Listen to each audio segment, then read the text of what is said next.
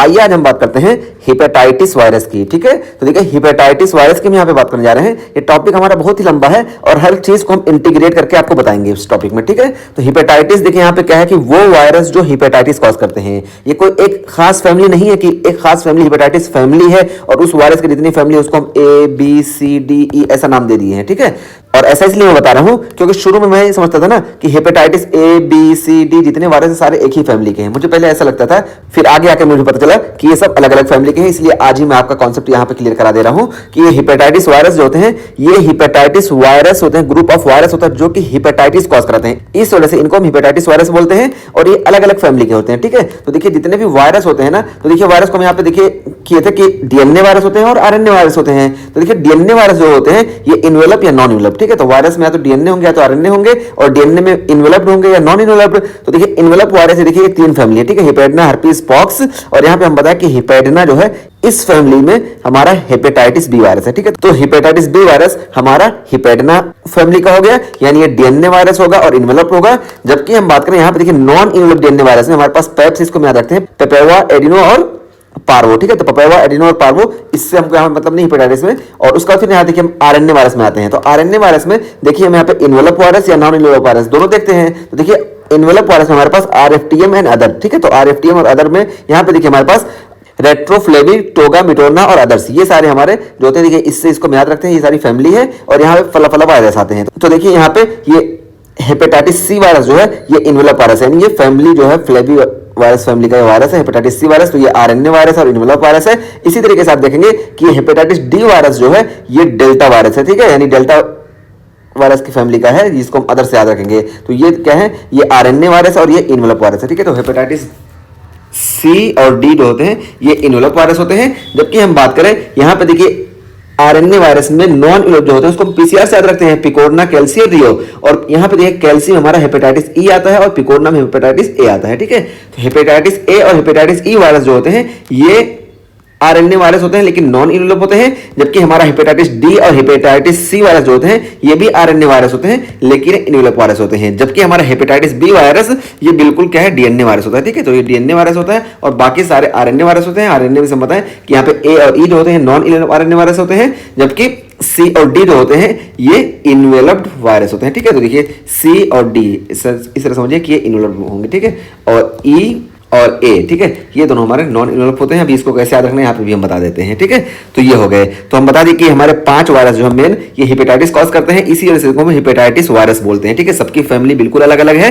Hepatitis B virus DNA virus है, hepatitis C virus और hepatitis D virus ये RNA virus और ये इन्वेलप है आरएनए में। जबकि हेपेटाइटिस ए और ई जो है ये भी आरएनए वायरस है और ये नॉन इन्वेलप है। ठीक है, तो ये चीज हो गई। तो यहाँ पे हम ये पहला कॉन्सेप्ट क्लियर किए और उसके बाद फिर हम ये बात करते हैं यहाँ पे इंट्रोडक्शन में देखिए क्या बताया गया। ठीक है, तो देखिए इंट्रोडक्शन में सबसे पहले बताया गया कि हमको हेपेटाइटिस में क्या देखने को मिलता है। ठीक है, तो हेपेटाइटिस जब होगी वायरस की वजह से या किसी भी वजह से तो हमको सिम्टम क्या देखने को मिलेंगे। तो देखिए sign and symptom of all hepatitis virus, जितने भी हेपेटाइटिस वायरस है ना उसके साइन एंड सिम्टम क्या होंगे कि एपिसोड ऑफ फीवर। ठीक है, एपिसोड ऑफ फीवर हमको देखने को मिलेगा, जॉइंटिस देखने को मिलेगा। ठीक है, तो एपिसोड ऑफ फीवर और जॉइंटिस ये सब देखने को मिलेगा। और देखिए हमको यहाँ पे एलटी और एसटी होगा, हमको यहाँ पे इंक्रीज देखने को मिलेगा। ठीक है, तो एलटी और एसटी ये इंक्रीज देखने को मिलेगा।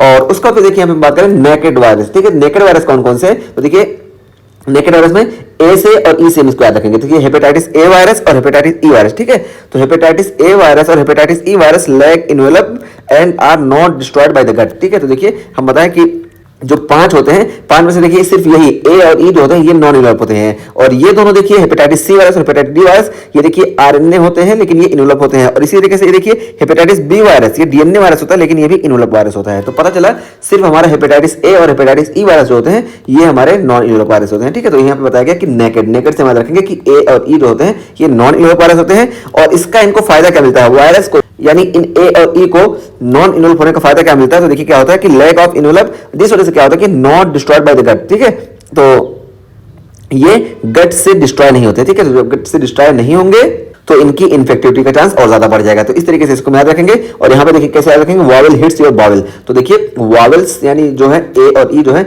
ये हमारे बावल को अफेक्ट करते हैं, ठीक है। तो वावल हिट्स योर बावल, ये हो गया हमारा ए और ई के बारे में, ठीक। तो ये पहला चीज बताया गया। और दूसरा देखिए यहाँ पे हेपेटाइटिस बी वायरस के बारे में बताया गया, ठीक है। तो पहला हमारा हेपेटाइटिस ए और ई के बारे में बताया गया था कि नॉन इन्वॉल्व होते हैं और ये बावल्स को अफेक्ट करते हैं। और दूसरा यहाँ पॉइंट जो बताया गया हेपेटाइटिस बी वायरस के बारे में बताया गया और यहाँ पे इसके रेप्लिकेशन के बारे में बताया गया। कैसे, तो इसको भी हम एकदम आसान करते हैं। तो देखिए यहाँ पे सबसे पहले बताया गया कि हेपेटाइटिस बी वायरस जो होता है यहाँ पे डीएनए पॉलीमरेज होता है, ठीक है। तो डीएनए पॉलीमरेज यानी ऐसा एंजाइम जो कि डीएनए का फॉर्मेशन करता है, लेकिन ये क्या कहता है, DNA and RNA dependent activities, यानी ये आरएनए से भी डीएनए का फॉर्मेशन कर लेगा और ये जो है डीएनए अगर है तो डीएनए से भी ये डीएनए का फॉर्मेशन कर लेगा, ठीक है। तो यानी ये डीएनए पॉलीमरेज हेपेटाइटिस बी के पास जो होता है, देखिए मैं बता, ये नोटी है, देखिए नोटी, ये क्या करता है कि ये डीएनए से भी डीएनए बना लेता है क्योंकि डीएनए पॉलीमरेज है और आरएनए से भी ये डीएनए बना लेता है, ठीक है। तो यानी इसके पास रिवर्स ट्रांसक्रिप्टेज की भी एक्टिविटी पाई जाती है, ठीक है। तो यहाँ पे पहली लाइन में बताया गया कि हेपेटाइटिस बी वायरस के पास जो होता है कि एक डीएनए पॉलीमरेज होता है जो कि डीएनए का फॉर्मेशन करता है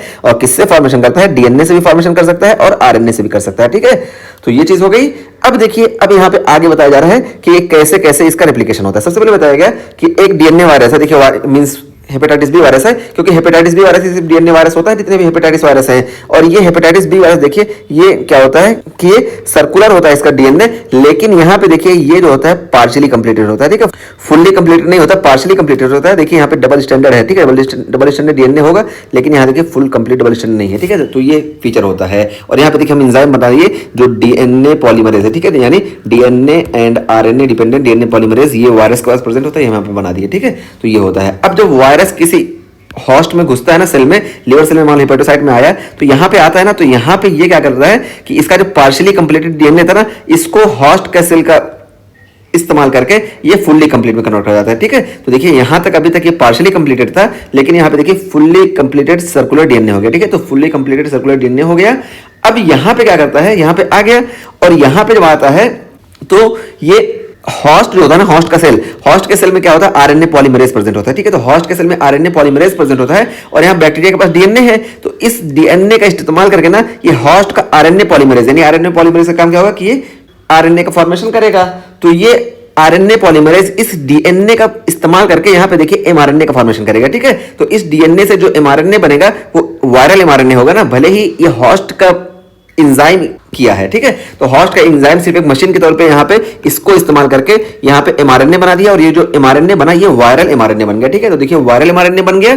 अब इस वायरल एमआरएनए को देखिए, ये वायरल एमआरएनए फिर से इसी डीएनए में घुस जाएगा, ठीक है, फिर से इस डीएनए में आ जाएगा। अब जब इस डीएनए में आ गया, देखिए यहाँ पे डीएनए में आ गया, बनाया कौन, ये होस्ट का आरएनए पॉलीमरेज बनाया, ठीक है। होस्ट का आरएनए पॉलीमरेज एमआरएनए बनाया, वायरल एमआरएनए, और ये वायरल एमआरएनए ये आ गया वायरस में, ठीक है। तो वायरस में आ गया। अब देखिए यहाँ पे जो ये आरएनए बना ना, इस आरएनए को फिर से यही डीएनए पॉलीमरेज, क्योंकि इसके पास दोनों एक्टिविटी है, इससे भी ये डीएनए बना सकता है और आरएनए से भी डीएनए बना सकता है। इस वजह से ये जो है, अब देखिए जो एमआरएनए बना ना, अब ये डीएनए पॉलीमरेज जो आरएनए के अंदर प्रेजेंट था, इस एमआरएनए का इस्तेमाल करके यहाँ पे देखिए ये डीएनए का फॉर्मेशन कर देगा। जब डीएनए का फॉर्मेशन करेगा तो देखिए यहाँ पे देखिए डीएनए का फॉर्मेशन हो गया, ठीक है। एक तो हो गया हमारा स्टैंड पुराना वाला और देखिए एक नया स्टैंड बन गया जो कि इस एमआरएनए से बना, ठीक है। तो इस एमआरएनए से देखिए एक नया स्टैंड बन गया डीएनए का और ये अब नया स्टैंड बन गया। अब ये जो होता है ये दोबारा हेपेटोसाइट से बाहर निकलता है और ये सर्कुलेशन में चला जाता है, ठीक है। तो इस तरीके से यहाँ पे रेप्लिकेशन होता है, यही यहाँ पे बताया गया। तो देखिए क्या बताया गया, सबसे पहले हम बताया कि हेपेटाइटिस बी वायरस में क्या होता है, डीएनए पॉलीमरेज होता है जिसके पास डीएनए और आरएनए डिपेंडेंट एक्टिविटी होती है।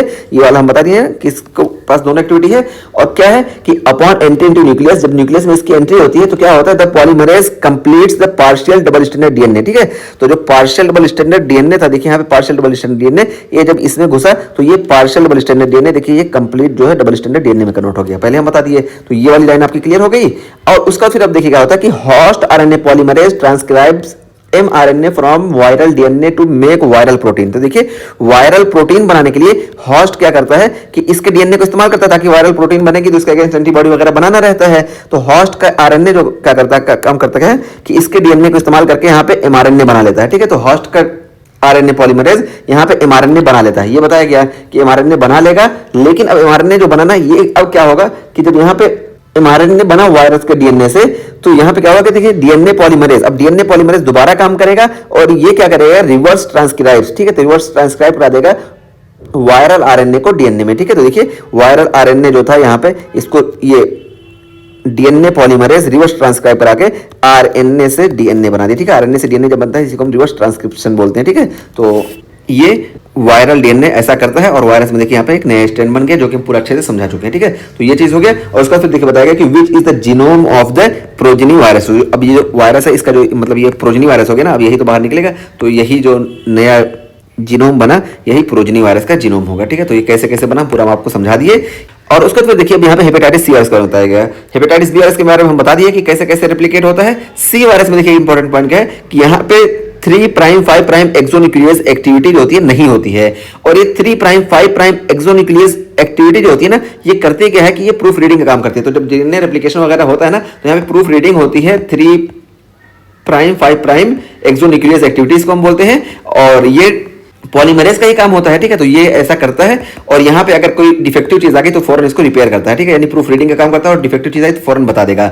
लेकिन हेपेटाइटिस सी वायरस में ये 3 prime to 5 prime exonuclease activity नहीं होती है, इस वजह से यहाँ पे प्रूफ रीडिंग की एबिलिटी नहीं होती है। यानी जो बनते जा रहा सब बनता जाएगा, ठीक है। कहीं खराब हो रहा है उससे हमको मतलब नहीं है, ये नया बनता जाएगा, ठीक है, लाइन से बनता जाएगा। जैसे हमारी स्टडी में होता है ना, हम आगे पढ़ते जाना है, पीछे हमको कुछ मतलब ही नहीं कि हम कितना याद रखें कितना गायब किए, ये सब ऐसा नहीं होना चाहिए। हमको रिवीजन ज्यादा से ज्यादा करना चाहिए, ठीक है। तो यही यहाँ पे होता है कि प्रूफ रीडिंग नहीं होती है, और प्रूफ रीडिंग नहीं होगी तो यहाँ पे क्या होगा कि antigenic variation of hepatitis C virus, ठीक है। तो हेपेटाइटिस सी वायरस में हमको यानी इसके इन्वेलप में हमको एंटीजेनिक वेरिएशन देखने को मिलेगा। क्यों? क्योंकि यहाँ पे देखिए प्रूफ रीडिंग नहीं हुई, ठीक है। तो प्रूफ रीडिंग ना होने की वजह से हमको एंटीजेनिक वेरिएशन देखने को मिलता है हेपेटाइटिस सी वायरस के इन्वेलप में, और उसी वजह से क्या होता है कि host antibody production lags behind production of new mutant strain of hepatitis C virus, ठीक है। तो देखिए हेपेटाइटिस सी वायरस के जो न्यू म्यूटेंट बन रहे हैं ना वो बहुत तेजी से बनते हैं, और हमारा जो डिफेंस मैकेनिज्म होता है ये होस्ट की जो न्यूक्लियर मशीनरी होती है वो एंटीबॉडी तो बनाती है, लेकिन जब तक एंटीबॉडी बनती है ना तब तक होस्ट जो होता है इसका एंटीजेनिक वेरिएशन हो जाता है और ये